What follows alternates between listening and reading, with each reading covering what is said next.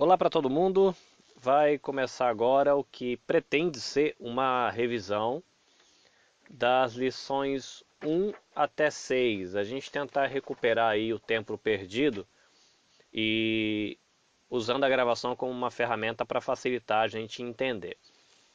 Então a gente está estudando o credo apostólico e a lição 1 ela vai dizer um pouquinho do que é a questão do credo. Então uma maneira de você entender o credo é você entender ela como uma confissão de fé. Então, o credo dos apóstolos não é nada mais do que uma confissão de fé, um resumo da fé cristã, que não foi feito pelos apóstolos, esse resumo, mas ele é um credo ou uma confissão apostólica, no sentido de que ele preserva o ensino dos apóstolos, né? A lição também ela traz uma nota de que é interessante de que a palavra credo, ela exige uma postura no sentido de dizer eu creio. Então, é uma confissão de fé, mas não é só algo que um cristão deveria saber, mas é algo que ele deveria crer, né? Então, eu creio nisso, naquilo. E a gente tem a confissão em si, né? Eu creio em Deus Pai Todo-Poderoso, Criador do céu e da terra. Nós cremos em Jesus Cristo, seu único Filho, nosso Senhor, o qual foi concebido por obra do Espírito Santo, nasceu da Virgem Maria, padeceu sob o poder de Pôncio Pilatos, foi crucificado, morto e sepultado, desceu ao Hades, ressurgiu dos mortos ao terceiro dia, subiu ao céu, está sentado à direita do Pai Todo-Poderoso, de onde há de vir jogar os vivos e os mortos. Eu creio no Espírito Santo, na Igreja Universal, na comunhão dos santos, na remissão dos pecados, na ressurreição do corpo, na vida eterna. Amém.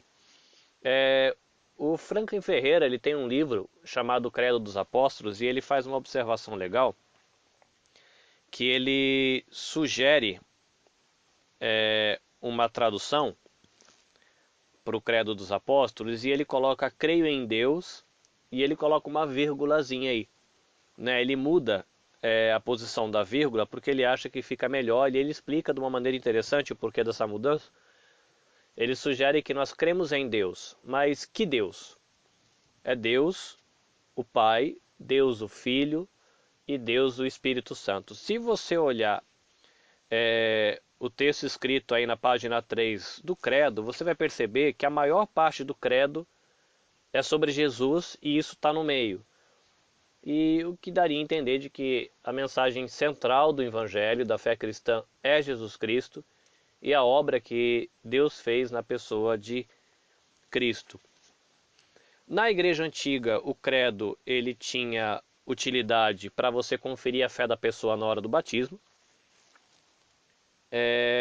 Ele também tinha utilidade para você ter uma guia aí para instruir a pessoa depois que ela se batizasse. Então, você confirma aí o resumo da fé quando a pessoa vai batizar, mas é muito possível que ela tenha muitas dúvidas ainda do que como é a pessoa de Deus, quem é melhor Jesus e a sua obra, o que é salvação, o que é ressurreição depois da morte. Então, essa confissão de fé, o credo dos apóstolos, ela servia também como um material de discipulado para você ensinar a pessoa sobre a fé cristã depois que ela era batizada. E ainda na igreja antiga a gente tinha um outro problema, que era a origem das heresias. Então, o credo apostólico, quando ele diz eu creio em Deus Pai, Filho e Espírito Santo, por exemplo, você está indo contra heresias de que dizem que Jesus não é Deus, ou de que o Espírito Santo não é Deus. Se você diz que Jesus ele nasceu da Virgem Maria, então ele nasceu, ele cresceu, ele nasceu de verdade. Isso vai contra heresias que diziam que Jesus não tinha corpo, por exemplo. Ou outras heresias que diziam que Jesus era como só um mestre, mas não Deus em si. Então ela tinha essa utilidade de estabelecer qual é a doutrina correta do cristão.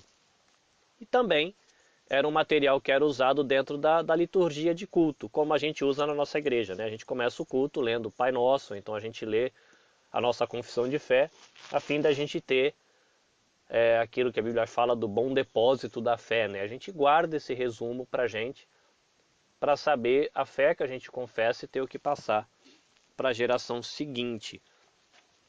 E ainda na lição 1, a lição ela convida a gente a refletir de que a igreja antiga teve necessidade de ter um credo, mas não só a igreja antiga, a gente também tem a necessidade de ter um credo. E aí a gente entra na lição 2. A lição 2, ela vai trabalhar a expressão eu creio em Deus. E vai reforçar essa questão do creio em Deus, o Pai, o Filho e o Espírito Santo. Nós cremos em Deus a Trindade. Não é só Jesus, não é um Deus que se transforma, é um Deus que uma hora ele é Pai, depois ele é Filho, depois ele é Espírito Santo. Nem são três deuses, também não é um Deus de três cabeças. Então, a segunda lição ela vai trabalhar e desenvolver a questão da Trindade, né? Nós cremos em Deus, mas o Deus que é Trindade, que é revelado no Antigo Testamento e é revelado no Novo. E é isso que trabalha a lição 2, né? Então, você vai poder olhar aí a lição 2 e entender um pouquinho melhor a defesa que nós cristãos fazemos de que a Bíblia ela revela um Deus que é trino, né? E não três deuses ou um Deus que se transforma a cada hora que ele quer se mostrar. A confissão de fé, ela fala, eu creio em Deus, o Pai, e logo depois dessa expressão, ela coloca o que seria a obra do Pai, né? Eu creio em Deus, o Pai, Todo-Poderoso, o Criador dos céus e da terra. E na verdade ela segue essa estrutura depois, né? Eu creio em Jesus Cristo, o seu Filho unigênito, e aí depois ele segue dizendo qual seria a obra do Filho, né? Então esse Filho é o nosso Senhor, ele foi concebido pela obra do Espírito Santo, ele nasceu da Virgem Maria, foi crucificado e assim segue. Então, e o Espírito Santo também, né? Eu creio no Espírito Santo, e qual que é a obra do Espírito Santo? Eu creio na Santa Igreja, eu creio na comunhão dos santos, na remissão dos pecados, na ressurreição do corpo e da vida eterna, que seriam obras do Espírito Santo na vida da igreja. Mas voltando à questão de Deus, o Pai Todo-Poderoso, a lição 3 ela vai trabalhar sobre o soberano poder de Deus.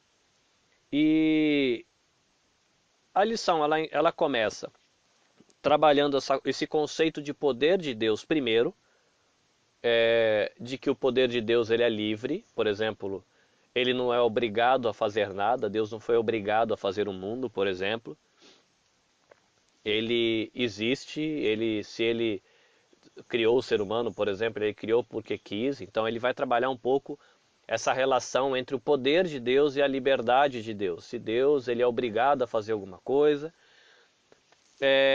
Também trabalha uma questão interessante, por exemplo, se Deus decide criar um mundo, ele não pode, por exemplo, criar o mundo e não criar o mundo ao mesmo tempo. Então, Deus ele não tem, ele pode fazer tudo? Pode fazer tudo o que ele quer, desde que esse tudo não seja uma questão ilógica. Então, um ser humano não pode morrer hoje e não morrer hoje ao mesmo tempo. Então, se acontece isso sim, nós não podemos nascer e não nascer ao mesmo tempo. Então, Deus, quando ele faz a obra dele, não é ilógica, não é incoerente nesse sentido. E Deus ele também não pode ir contra a sua natureza. Então ele pode todas as coisas, sim, mas ele não pode pecar, né? Então ele não pode, por exemplo, ter um amor cruel. Ele não pode ter um afeto que cheio de lascívia ou pornografia, né? Ele não vai contra a sua natureza.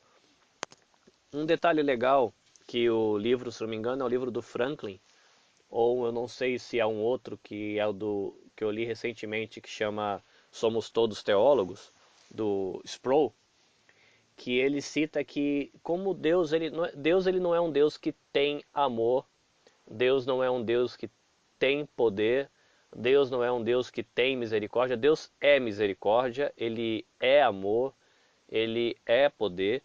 Então, quando Deus faz alguma coisa, né? Então aqui a gente trabalhando ainda na lição 3 a ideia do poder de Deus, por exemplo, se Deus ele cria de maneira amorosa, porque ele é poderoso, mas também é amoroso. Ele cria de maneira misericordiosa, ele exerce o seu poder de maneira santa.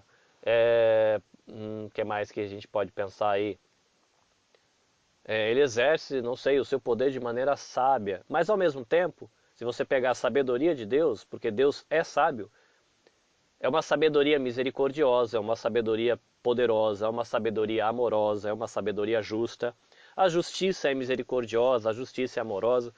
E esse livro, que eu não lembro se é o do Franklin ou se é do Sproul, ele trabalha essa realidade de como Deus ele exerce, né, cada característica do seu ser, seja o amor, a misericórdia, o poder, a soberania e outras coisas, em coerência com aquilo que ele é. Né? Isso reforça também a ideia de que Deus ele não vai, ele pode fazer tudo, mas ele não vai fazer nada que vai contra a sua própria natureza. Né? Ele não vai pecar, por exemplo.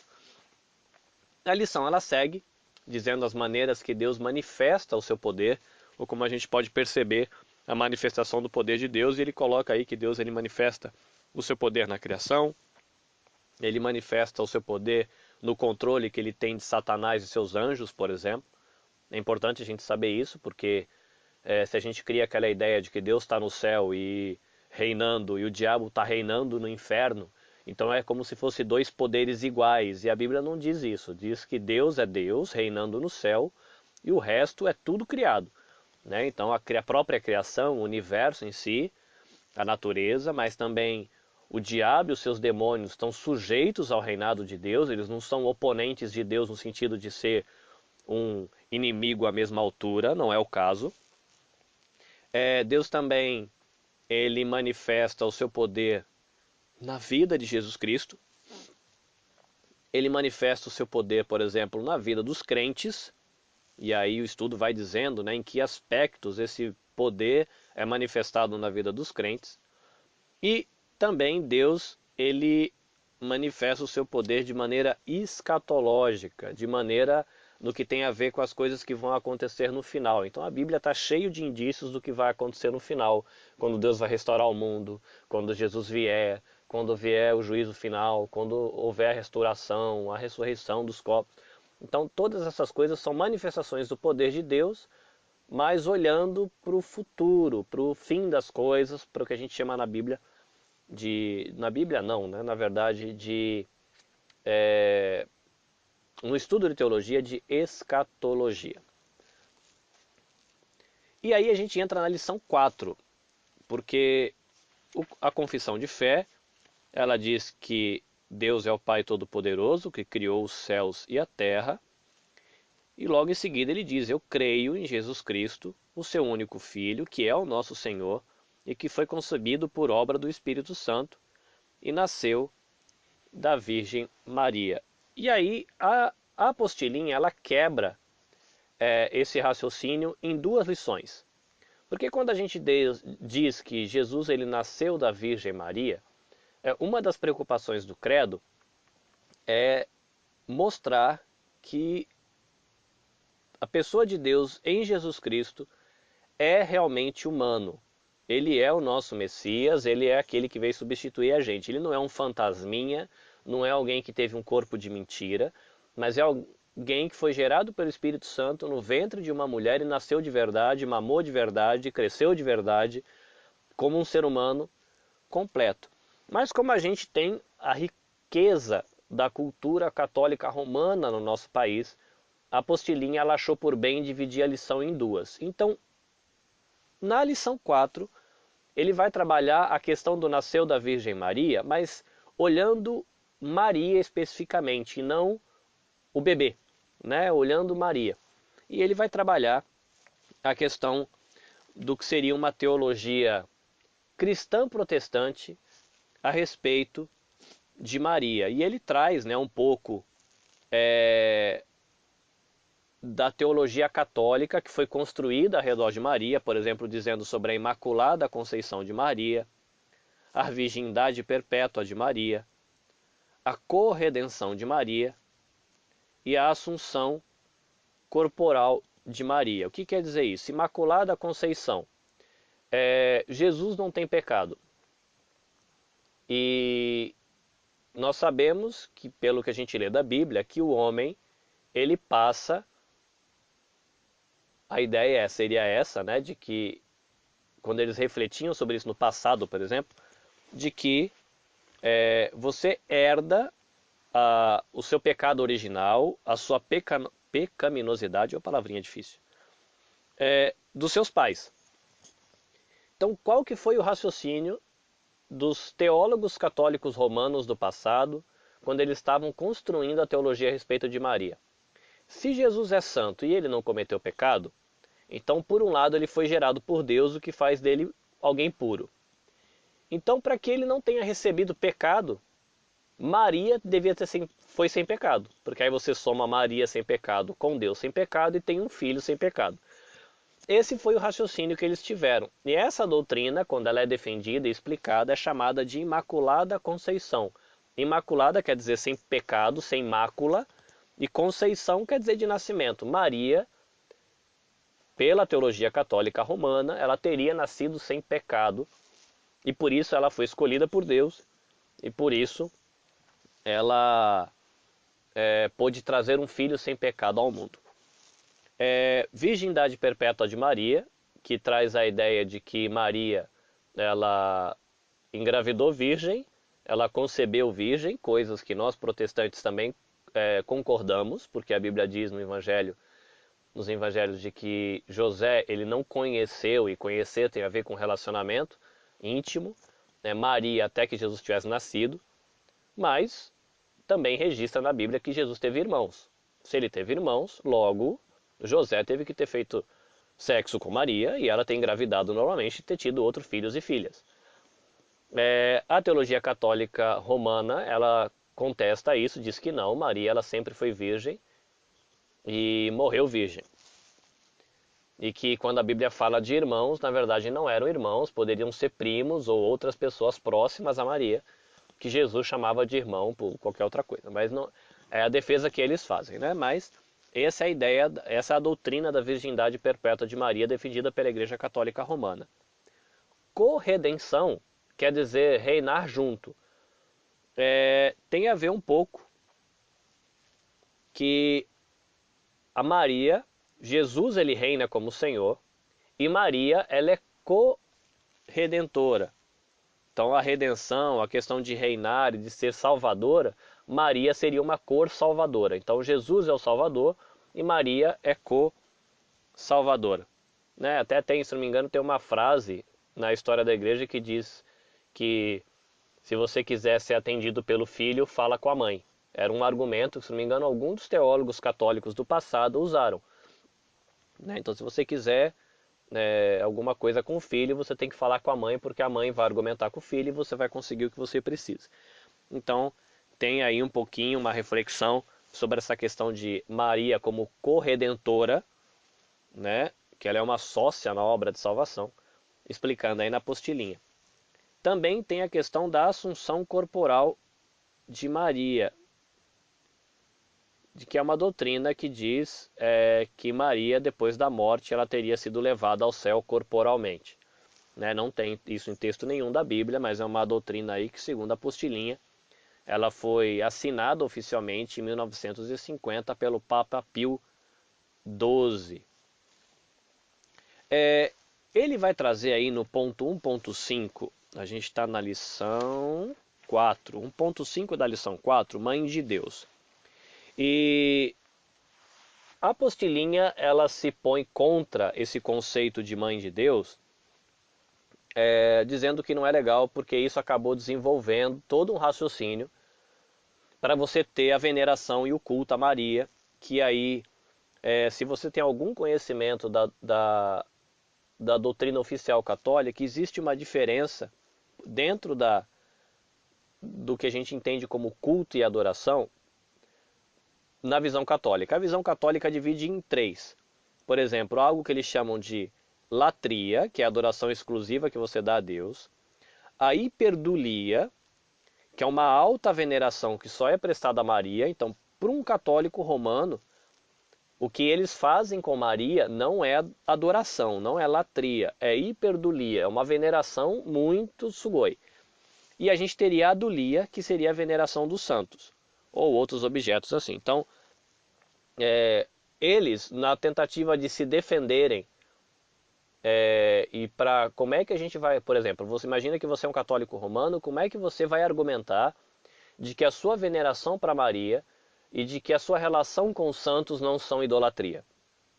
Porque na prática, nós protestantes olhamos e a gente percebe, é uma relação idolátrica. Você ora para o santo, você é um devoto do santo, você conversa com o santo, você pede bênção para o santo, você faz do santo e de Maria um ídolo.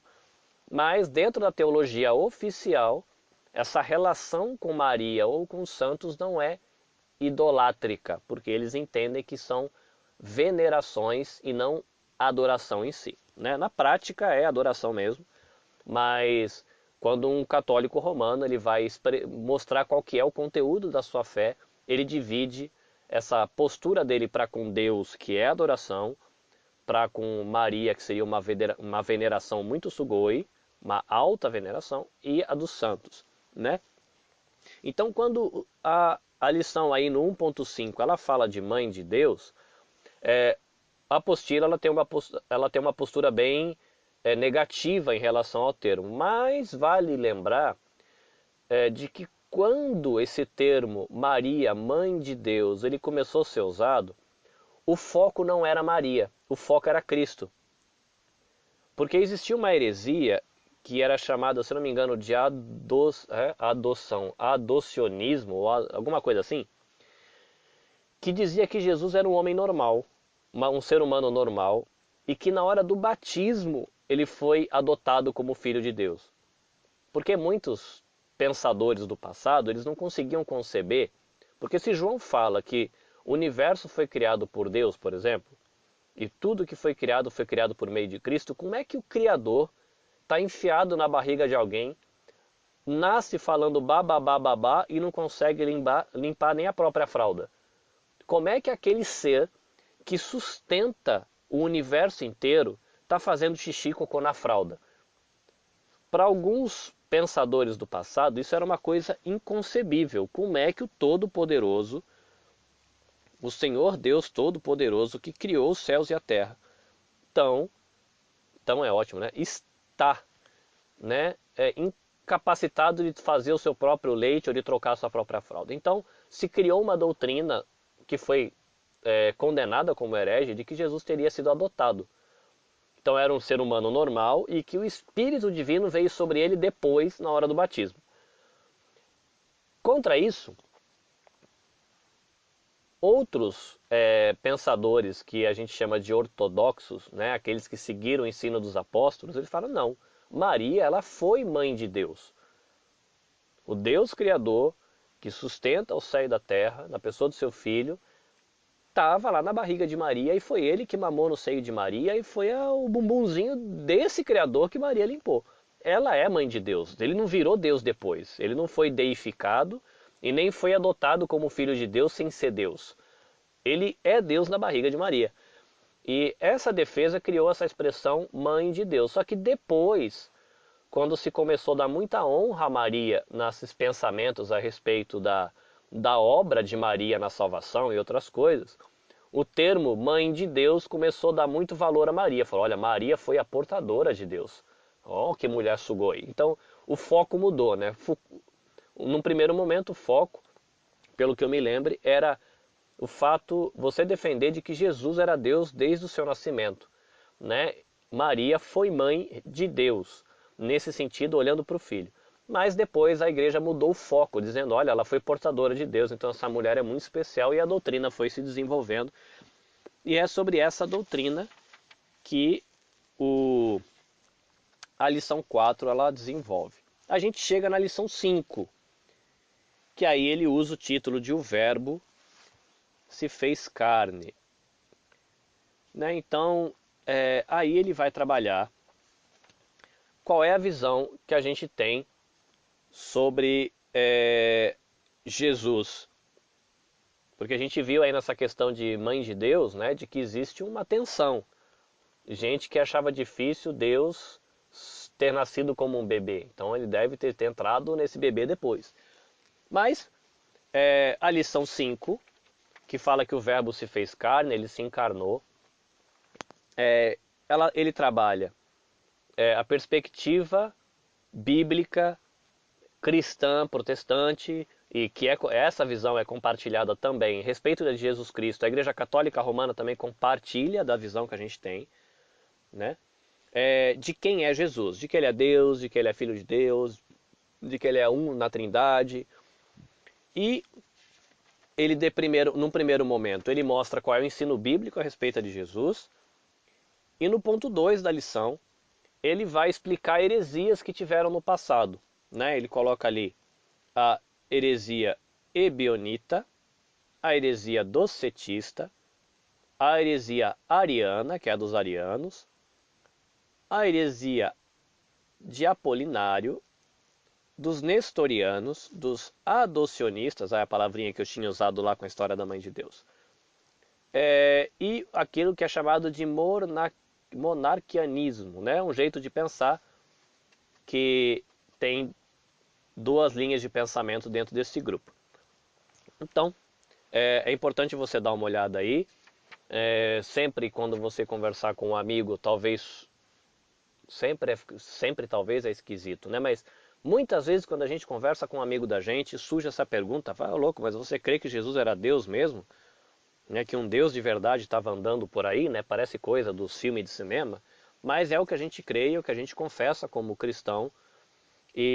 Mas existem maneiras incorretas de você pensar. Por exemplo, os arianos, né, que está aí na página 18.2.3, é o ponto de vista que as testemunhas de Jeová defendem hoje, de que Jesus ele foi adotado por Deus como filho dele, mas que ele na verdade é o primeiro ser criado. Ele é como se fosse o número 1 dos anjos, né? Ele é um anjo muito fera. E Jesus adotou esse super anjo como filho, e por isso ele é chamado Filho de Deus e participou da obra de salvação, mas ele não é Deus, porque só Jeová é Deus. Né? Então, só para você saber que é importante a gente refletir sobre maneiras erradas que pessoas pensaram sobre Jesus no passado. E se você pode ter a infelicidade, como eu tive, de descobrir depois de muitos anos de cristão, que a maneira como eu entendi a respeito das duas naturezas de Cristo, né? Cristo sendo verdadeiramente homem, Cristo sendo verdadeiramente Deus, a maneira com que eu organizei isso na minha cabeça era uma heresia do passado. Então eu corri esse risco, graças a Deus por estudos que me fizeram perceber de que eu estava equivocado sobre a minha visão a respeito da pessoa de Cristo e principalmente sobre a relação das duas naturezas de Cristo. E pode ser que você ou nunca tenha pensado nisso, ou tenha pensado e tenha pensado errado também. Esse estudo do estudo 5 vai te ajudar. Voltando à expressão desceu ao Hades, que foi o que eu postei naqueles áudios picadinhos.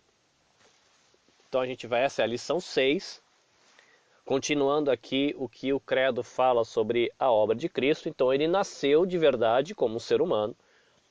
E como um ser humano de verdade, sendo substituto pela gente, morrendo no nosso lugar, ele morre. Mas vale lembrar de que tinha as heresias, de que diziam que Jesus não tinha nascido de verdade, era só um fantasma. Tinha corpo, mas não era um corpo de verdade igual ao nosso. Outros defendiam que Jesus ele não tinha morrido, porque como é que pode, né? Jesus, Deus ter morrido. Então, a expressão desceu ao Hades, ela está ligada com Jesus morreu. Vamos ver como é que está na sequência aqui da confissão. Então, depois de que fala que ele nasceu da Virgem Maria, a confissão ela diz: ele padeceu sob o poder de Pôncio Pilatos, ele foi crucificado, ou seja, Jesus ele estava aqui no momento da história, que era quando Pôncio Pilatos tinha autoridade. Ele foi crucificado, ele foi morto e ele foi sepultado. Desceu ao Hades, ela meio que repete a ideia de morto e sepultado, né? Porque, se eu não me engano, teve gente que sugeriu de que Jesus ele tinha se fingido de morto, mas na verdade ele não tinha morrido, porque ele não podia ter morrido, porque ele era Deus. Então, quando ele fala, não, ele foi morto e sepultado, ele morreu mesmo. E ele desceu ao Hades, Hades, a mansão dos mortos, lugar onde os mortos ficam. Qual que é a ideia? Ó, ele morreu e morreu mesmo, morreu de verdade, assim, igual todo mundo morre, né? Mas fala que depois ele ressuscitou dos mortos ao terceiro dia na sequência, que é o que a gente vai estudar depois, né? Ele vai falar sobre a ressurreição de Jesus e mais especificamente sobre a ascensão de Jesus no capítulo 7, na lição 7. Mas o ponto do Hades que é importante para a gente entender é de que reforça a ideia de que Jesus ele morreu de verdade. E como o texto da confissão de fé que está aí na página 3, no credo, ele fala, né? Ele foi crucificado, ele foi morto, ele foi sepultado e desceu ao Hades. E surgiu a doutrina por causa de uma tradução que foi feita muito tempo depois, traduzindo essa palavra Hades por infernis, se não me engano, que foi traduzido por inferno, que Jesus ele teria sido morto, aí ele foi sepultado, e enquanto ele estava morto, sepultado, ele foi até o inferno. E aí tem toda uma doutrina dizendo que ele foi fazer lá no inferno. E parte dessa doutrina, ela é baseada, ou quase que praticamente baseada, no texto de 1 Pedro, capítulo 3, versículo 18 a 20. E é por isso que a apostila, quando ela vai trabalhar sobre essa parte da confissão que diz desceu ao Hades, ela não se preocupa muito em explicar o desceu ao Hades, mas ela se ocupa bastante em trabalhar o texto de 1 Pedro 3, 18 a 20, porque é esse texto que se usa para defender de que Jesus foi até o inferno. Então, o texto, a lição, ela vai tomar bastante tempo, dizendo qual seria uma maneira adequada de você fazer a interpretação desse texto de 1 Pedro 18 a 20 e defender qual seria o significado de cada palavrinha daquele versículo, cada expressão, para a gente perceber que não é coerente com o ensino bíblico dizer que Jesus ele foi, enquanto ele estava nos 3 dias que ele estava morto, que ele tinha ido ao inferno fazer sabe lá o quê. Que aí a lição explica. E vale também saber que se você quiser gastar um pouco mais de tempo conhecendo o que outras interpretações bem problemáticas dizem a respeito do texto de 1 Pedro 3,18, você pode também fazer uma pesquisa e vai descobrir que tem gente que acredita que ele foi confirmar a condenação das pessoas do tempo de Noé. Outras pessoas dizem que ele foi, nesse período que ele estava morto, os 3 dias, ele foi pregar salvação para as pessoas do tempo de Noé.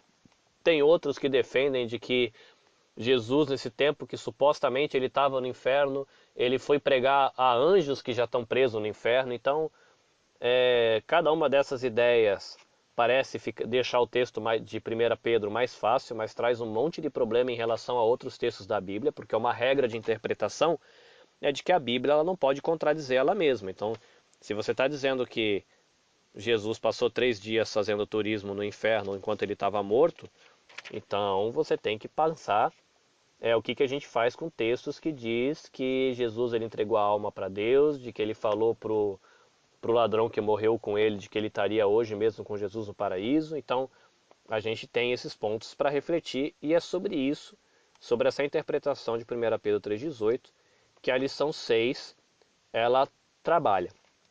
E durante a semana agora, na quarta-feira, se tudo der certo, eu vou postar para você o que não vai ser uma revisão, mas o que pretende ser uma introdução da lição 7, tá? Obrigado a todo mundo que deu retorno aí. Já percebemos que talvez a gravação em áudio vai facilitar entender o texto, traz alguma curiosidade, alguma dica diferente que pode ajudar o pessoal aí nos seus estudos. Então eu vou continuar, me esforçar para toda quarta-feira conseguir postar essas introduções de cada lição que a gente vai fazer. As nossas apostilinhas elas foram encomendadas essa semana, então foi encomendada a apostila 1 e a apostila 2. 2 apostilas, possivelmente o valor das 2 apostilas deve ficar alguma coisa aí entre R$ 2.000 e eu imagino 2.600 e talvez 3.000 ienes, eu não tenho certeza, mas imagino que mais ou menos alguma coisa entre 1.200 e 1.500 ienes cada apostila.